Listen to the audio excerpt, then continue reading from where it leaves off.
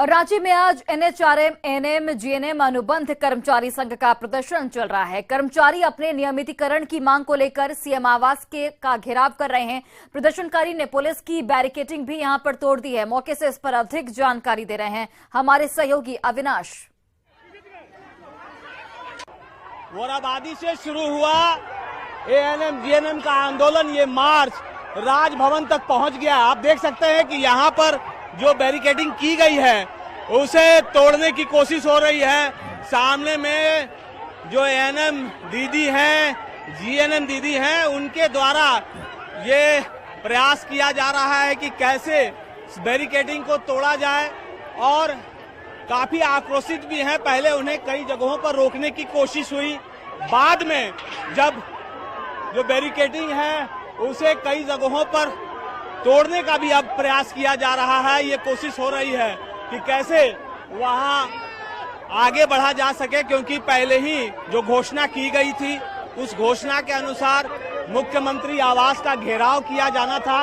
लेकिन जो पुलिस ने तैयारी की थी, पुलिस की तैयारी की अगर हम बात करें तो उनकी ये कोशिश थी कि जितने भी आंदोलनकारी हैं, जो एएनएम हैं, जो जीएनएम हैं, जो पारा मेडिकल यहाँ स्टाफ हैं, राज्य के अलग अलग जिलों से जो आए हैं, उन्हें कैसे मुख्यमंत्री आवास जाने से रोका जा सके। जो रूट बनाया गया था, रूट भी पुलिस ने बहुत ही तरीके से बनाया कि उन्हें कैसे राजभवन तक लाना है और राजभवन के पास जहां हमेशा ही आंदोलन देखने को मिलता है,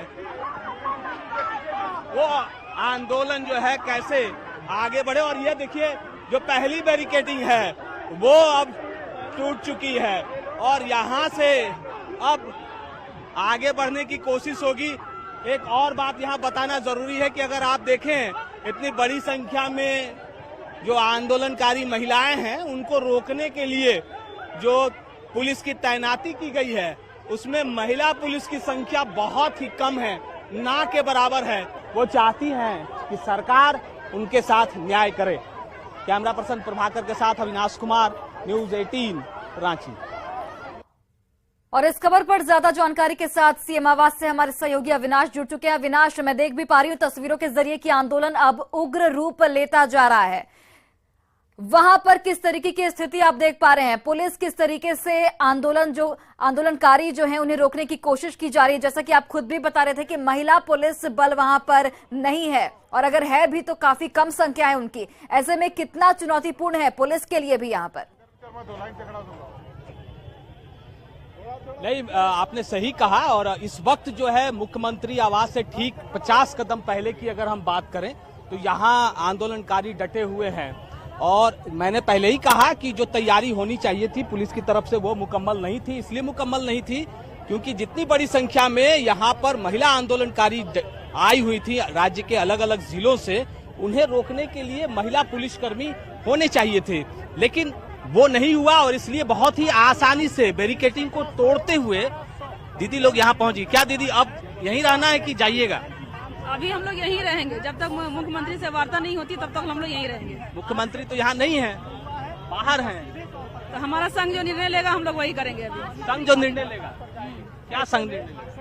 स्वास्थ्य मंत्री जी होंगे ना, उनके तरफ से कुछ तो आप लोग क्या चाहती हैं? हम लोग को किसी भी तरह विभागीय एग्जाम लीजिए या कुछ भी करिए, हम लोग को एक डिमांड है, नियमितीकरण।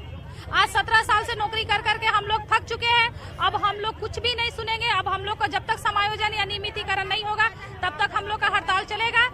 कल से हम लोग बैठेंगे राज्यपाल भवन के पास, उसके बाद 24 तारीख से आमरण अनशन स्टार्ट होगा। अच्छा, ये जो बैरिकेडिंग आप लोगों ने तोड़ दिया, ये भी तो गलत है।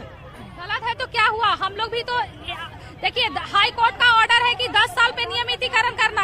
अगर सरकार 10 साल पे नियमितीकरण नहीं कर रही है तो वो भी तो तोड़ रही है काम। जूही जी, ये आपकी दीदी लोग लगता है आपके बस में नहीं है। बैरिकेडिंग टूट गई, आप लोग आगे बढ़ रही हैं, सुन नहीं रही हैं किसी की बात। हम लोग का सबर का एक सीमा होता है ना, सबका सीमा अब बहुत ज्यादा हो गया है, टूट गया है। इसीलिए अब अपना आक्रोश जो है, इतना दिनों से जो सह के अनुबंध का जो ठप्पा को सह के लोगों का जो सेवा कर रहा है, कभी अपने लिए सोचने से बहुत तकलीफ होता है। आज वही दर्द यहाँ झलक रहा है जो कि हमारे वश में हमारे साथी नहीं है। अभी आप आपत्ति जता रही थी कि महिला पुलिस कर्मियों को नहीं रखा गया, उससे आप लोगों की दीदी के साथ अव्यवहार भी देखने को मिला।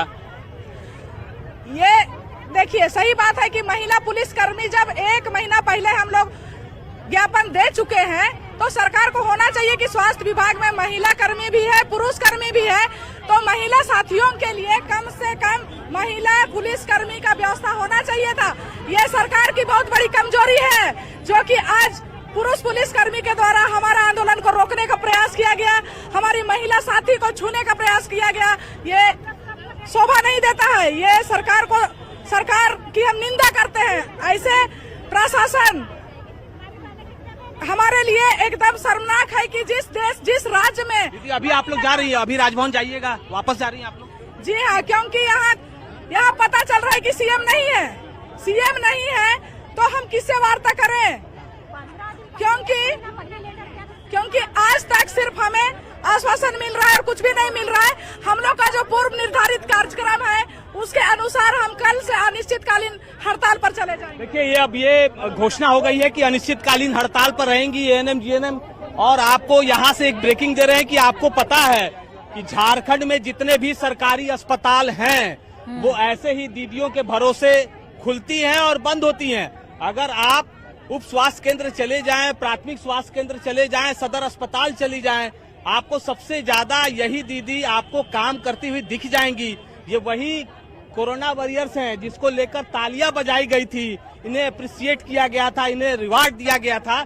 लेकिन आज ये दीदी सड़क पर इसलिए हैं क्योंकि आज तक 10 से 15 साल से ज्यादा समय से बहुत सारी ऐसी दीदी हैं जो काम कर रही हैं, उनका नियमितीकरण नहीं हुआ है। और उनका कहना है कि अब जब तक नियमितीकरण का प्रमाण पत्र हाथ में नहीं मिल जाएगा, वो रांची छोड़कर वापस जाने वाली नहीं है।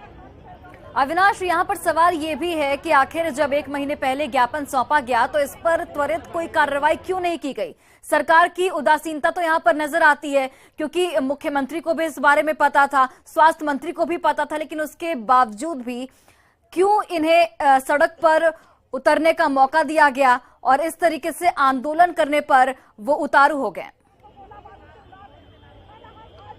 नहीं है, देखिए, इसमें 2-3 चीजें हैं कि लंबे समय से विभागीय जो फाइलें हैं, उन फाइलों के जाल में ही इनकी प्रक्रिया फंसी हुई है।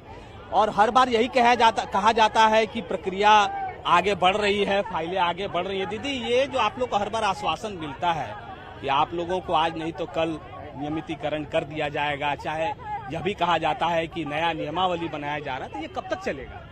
देखिए, 2018 नियमावली बनी, उसमें वैकेंसी निकाला गया, फॉर्म भरे, हम एग्जाम रद्द हो गया। इस तरह कितना बार चलेगा हम लोग का? कितना दिन इस तरह से हम लोग ठगे जाएंगे? जबकि सरकार के पास है, अगर उसकी इच्छा शक्ति है तो वो हमें परमानेंट कर सकती है। जिस तरह 2014 में उनकी इच्छा शक्ति थी, उनकी सरकार थी, अभी भी उनकी सरकार है और उनका चुनावी वादा भी था कि हमें परमानेंट करने का। सो अभी तक उसने वादा नहीं निभाया, इसी कारण से हम लोग इस सड़क पर उतरे हैं। अब आप लोग वापस नहीं जाइएगा, काम नहीं कीजिएगा, हॉस्पिटल बंद रहेगा क्या दीदी लोग? आप लोग काम नहीं कीजिएगा? कब तक? देखिए, दीदी लोग कह रही हैं कि जब तक स्थायीकरण नहीं होगा, नियमितीकरण नहीं होगा, वो यहाँ से जाने वाली नहीं है। और अगर वो यहाँ से नहीं जा रही हैं तो आप अंदाजा लगा लीजिए कि प्रखंड से लेकर पंचायत तक ऐसे जितने भी सरकारी अस्पताल हैं, उन पर ताला लगा रहेगा। क्योंकि जब ये नहीं रहेंगी, क्योंकि इन्हीं के भरोसे ताला खुलता और बंद होता है, तब आप समझ जाइए कि स्वास्थ्य व्यवस्था का हाल कैसा रहेगा। अविनाश, क्या लगता है कि इनके आंदोलन के बाद, इनके हड़ताल के बाद क्या जो सरकारी महकमा है उनके कानों तक जू रेंगेगी? क्या जो उनकी मांगे हैं उसको पूरा किया जाएगा? देखिए, उम्मीद तो है, क्योंकि अगर आपको याद होगा कि मुख्यमंत्री हेमंत सोरेन ने ही इसकी घोषणा की थी कि जो राज्य के अनुबंध कर्मी हैं उनके लिए भी सरकार सोच रही है।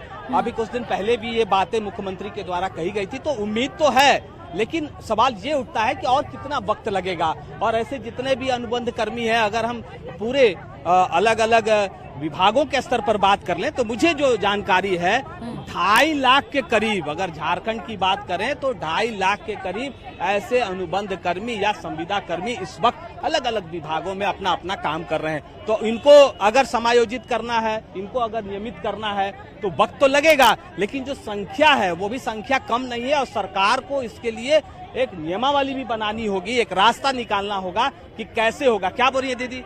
मैं ये बोलना चाह रही थी कि हम लोग का अभी 2-3 महीने पहले जो नियमावली बना है ना, उसमें अभी जो कैंसिल हुआ वो नियमावली थोड़ा चेंज है। उसमें जो भी 10 साल या 15 साल से कार्य कर रहे हैं उनको लेना है। तो हमारे लिए तो हाई कोर्ट का भी हाँ, तो हमारे लिए तो नया नियमावली बनाने की जरूरत ही नहीं है। हमारा फाइल कार्मिक में शायद है, अगर सरकार चाहेगी तो 2-3 दिन के अंदर कर सकती है। देखिए दीदी कह रही है कि हमारी फाइल तो कार्मिक विभाग के पास पहले से है और जी। कोर्ट ने भी कहा है कि जो 10 साल से काम कर रही हैं या कर रहे हैं बिल्कुल। उनको चलिए अविनाश, स्थायी बहुत रखना बहुत चाहिए। शुक्रिया तमाम जानकारियों के लिए। और